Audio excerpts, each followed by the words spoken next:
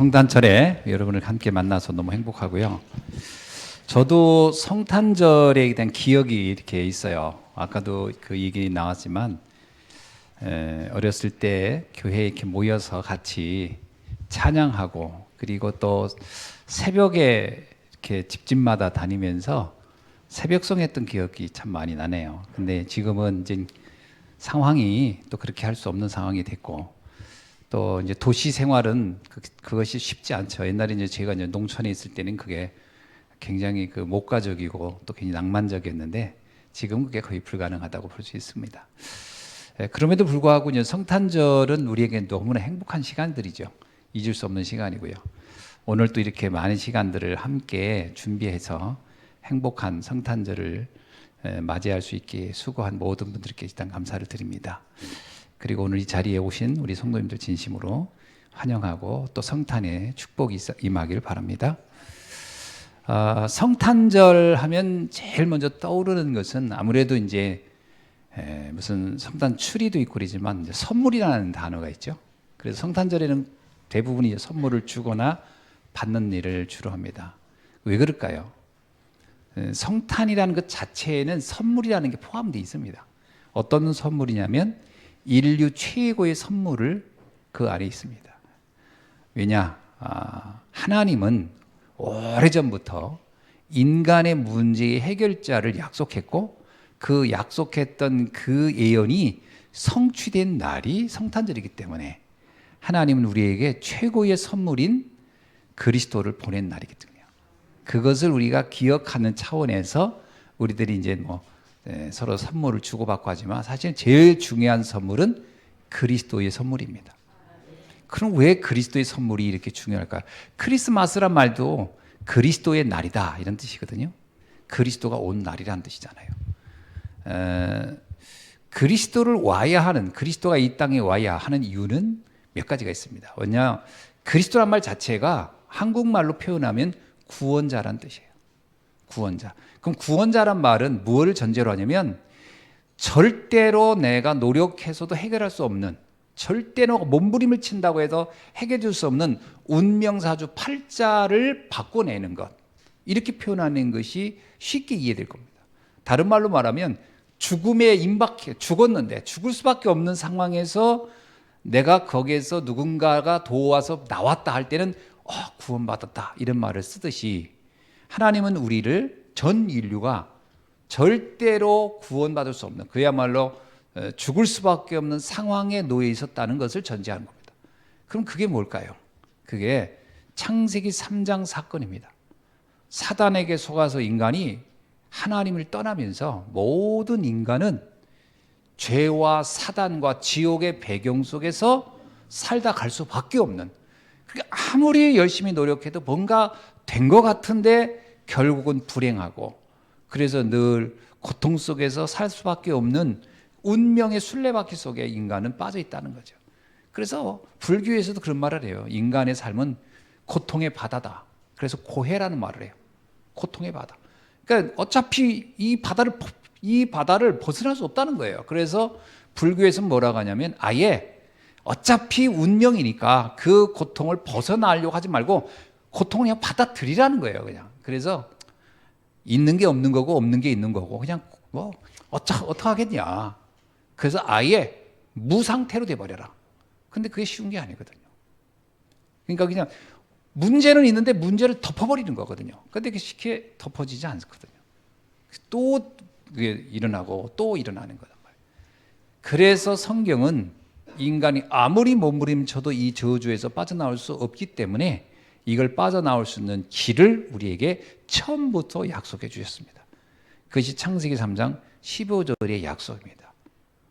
그래서 처녀가 잉태하여 아들을 낳으리니 그 이름을 임마누엘이라 하라. 그건 이사야서 7장 14절에 나와서 예언이었고, 또 하나님의 우리에게 마귀의 세력을 결박할 그 그리스도를 약속해 주셨다고 창세기 3장 15절에서 우리에게 말씀하고 있습니다. 그래서 성경 66권의 가장 중요한 예언은 사실은 그리스도에 대한 예언입니다. 구원자에 대한 예언이거든요. 드디어 그분이 우리에게 오셨다는 거예요. 이게 바로 성탄절의 핵심입니다. 그 그리스도가 우리에게 오신 날. 그래서 누가복음엔 뭐라고 나오냐면요, 하늘엔 영광이요 땅엔 평화의 날이다. 그러니까 하늘의 영광, 이 말이 무슨 얘기냐면요, 영광이라는 글로리아라는 말은 하나님의 현현, 하나님의 나타남을 표현할 때 글로리아, 영광이라는 단어를 쓰거든요. 그러면 그리스도가 이 땅에 온 날이 하나님이 나타난 날이라는 거예요. 그게 무슨 말일까요? 보이지 않는 하나님이 보이는 인간의 몸으로 오신 날. 그래서 하늘엔 영광, 하나님이 인간에게 나타났다는 거예요. 드디어 하나님이 우리에게 보여줬다는 거예요. 그래서 그분이 오셔서 어떻게 했어요? 우리 인간에겐 평화가 임하기 시작했다. 우리 인간은 절대 행복할 수 없어요, 사실은. 가지면 가진 것만큼 갈등이 생깁니다. 그러니까 우리에게 세상이 말하는 행복이라는 것은 유효기간이 굉장히 짧아요. 그죠? 무슨 사랑하는 기간도 의외로 짧습니다. 그래서 사람들이 그러잖아요. 사랑하기 때문에 헤어진다. 그거 묘한 말인데 맞아요. 사랑해서 만났는데 사랑하기 때 그 사랑 가지고는 또 유지가 안 되는 거라. 그래서 서로 상처 주느니 차라리 헤어지자, 이런 거거든요. 그러니까 이게 세상은 뭐라고 설명할 수 없는 묘한 문제 속에 빠져 있는 거예요. 실탈래 같은 거예요. 풀려고 하면 풀수록 더 막 이렇게 그 속으로 빠져들어가는 거죠. 우리 힘으로는 해결이 잘 안 됩니다. 물론 우리는 여러 가지 노력을 해요. 돈도 벌고 성공도 하고 참아도 보고 또 희생도 하고 노력도 하고 안 하는 게 아닙니다. 근데 결과는 늘 만족스럽지가 않아요. 그래서 나중에 하는 얘기가 억울하다 그래요. 아니 이렇게 했는데 왜 안 되지? 그래서 나오는 단어가 늘 억울하다는 단어. 또 억울하다는 거 가지고 또 안 되니까 누군가의 원인을 자꾸 찾아야 돼요. 누구 때문에 아닐까? 뭐 때문에 아닐까? 답이 안 나와요. 그렇게 자꾸 사람한테 원인을 돌리죠. 어떤 경우는 부모님한테 돌리고, 어떤 가장 가까운 사람한테 돌리고, 심지어는 자기한테 돌리죠. 자기한테 돌린 사람은 자살하고, 남한테 돌린 사람은 이제 그 사람에 대해 상처를 주고, 심지어는요, 원인을 돌리다 돌릴 데가 없으면 조상한테 돌려요. 그래서 나중에 묘도 막 봐도 막 바꿔버리고 막 그럽니다. 왜? 이게 저주가 거기서 온 줄 알고. 몇 자리 바꿔버리고. 노력을 엄청 합니다. 그래서 제가 오래전에 어떤 만났는데 어분이 그러더라고요. 명당을 찾아야 되네, 명당. 그럼 운명이 바뀐다는 거예요. 그래서 이분은 명당을 찾아 다니는 거예요. 근데 그래서요, 명당을 들어가도 절대 해결할 수 없는 이유가 역사적으로 이미 증명됐다 그랬어요. 했더니 그게 뭐냐, 우리나라 왕들의 묘는 다 명당에다 잡았다. 역사 이래로 최고 명당을 찾는 사람들이. 근데 왕들 중에 제대로 살다 죽은 사람 별로 없다. 대부분이 불행했다. 그럼 그 명당에 안 맞는단 말이다. 왕들도 명당 찾아 했는데 안 됐는데 우리가 별짓 다 안들 되겠냐? 인간의 노력으로는 해결될 수 없습니다. 하나님만 이걸 해결할 수 있다. 이거는 성경이 그 약속했어요. 하나님의 아들이 오셔야만이 인간의 모든 저주는 끝난다는 거예요. 그날이 성탄절이거든요. 왜 온 인류는 왜 예수님이 오신 날을 이렇게 축하할까요? 그 예수님이 온 날을 기점으로 역사를 표기를 달리합니다. 예수님 오기 전에를 우리는 BC라고 하잖아요. 예수님 온 이전을 BC라고 합니다. 저는 어렸을 땐 그게 무슨 말인지 모르고 썼어요. 그냥 BC 몇 세기, BC 몇 세기 하면 그게 그냥 그런가 보다 이고, 예수님 탄생 이후를 AD라고 하거든요. 그걸 잘 옛날에는 어릴 때는 몰랐는데 어른 되고 나서 보니까 이런 말이었구나. BC가 뭐냐면 Before Christ야. 예수님 탄생 이전의 역사. AD는 아도 도미니. 그거는 라틴어거든요. 예수님 주가 오신 이후의 역사. 그러니까 예수님은요, 역사의 기준점입니다. 왜 역사의 기준점이죠? 주님이 오심으로 우리 인생에 평화가 임했기 때문에. 모든 인간은 하나님 만나야 돼요. 하나님 만나면 끝납니다. 그럼 하나님을 어떻게 만나냐? 그리스도를 통해서 만나는 거예요.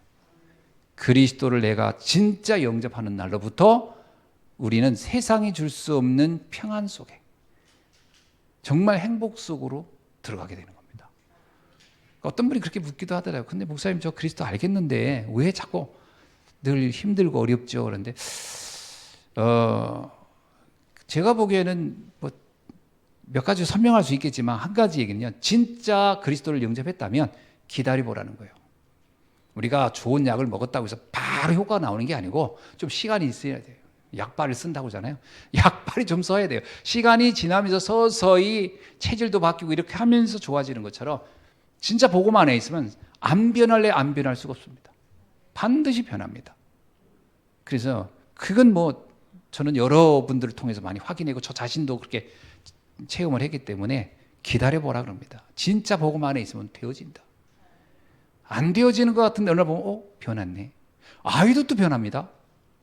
그 어린 아이들이 뭐 압니까? 자기들이 예수님을 믿어야 하는데 이게 얼만큼 아까도 여기 연극에 나오잖아요. 그 믿는다 할 때 그 아이들의 수준에서 그 얼만큼 믿어진다고 했어요. 잘 몰라요 하는 말이 맞아요. 모릅니다. 그런데 생명은 들어갑니다. 여러분 씨앗이 똑같이 생긴 것이 두 씨앗인데 하나는 죽은 씨앗이 있고 하나는 산 씨앗이 있다고 합니다. 겉으로 봐서는 몰라요. 어떤 게 산 씨앗이고 어떤 게 죽은 씨앗인지. 근데 땅에다 묻어놓고 기다려보면 압니다. 시간이 지나면 생명 있는 씨앗은 싹이 나요. 변화가 일어납니다. 죽은 씨앗은요. 아무리 기다려도 아무런 변화가 없잖아요. 진짜 그리스도를 영접한 게 맞다. 변화가 시작됩니다. 그건 기다리는 거예요. 그래서 농부는 기다린다고 그러잖아요. 농부는 알아요. 내가 뿌린 씨앗이 생명이 있다는 걸. 그러면 여름에 뿌리고 기다리는 겁니다. 가을 딱. 그러면 이제 세월 지나고 시간 지나면 싹이 탁 나고 가을이 되면 과실이 열리잖아요. 그래서 그리스도는 우리에게 세상이 줄 수 없는 평화를 주는 것이다. 그래서 성탄절을 전 인류는 축하하는 겁니다. 그죠? 축하하는 거예요. 오늘 이 성탄절에 오신 모든 우리 성도님들 그리고 또 참 방문하신 모든 분들에게 이 성탄의 축복이 임하는 날이 되기를 주의 이름으로 축원합니다. 그리고 이 부분은 내가 정말 인생을 한번 행복한 인생을 살아보고 싶다라고 하는 결단을 한다면 그래서 이 복음 안에 들어오신다면 되어질 수밖에 없는 인생이 진행될 줄로 믿습니다. 오늘 이 축복이 오늘 모든 우리 성탄절에 참여한 우리 성도님들에게 임하기를 주의 이름으로 축원합니다. 기도하겠습니다. 하나님 감사합니다. 오직 예수가 그리스도로 이 땅에 오셔서 인류의 모든 고통과 저주를 해결하신 나의 주님이요 나의 그리스도임을 고백합니다.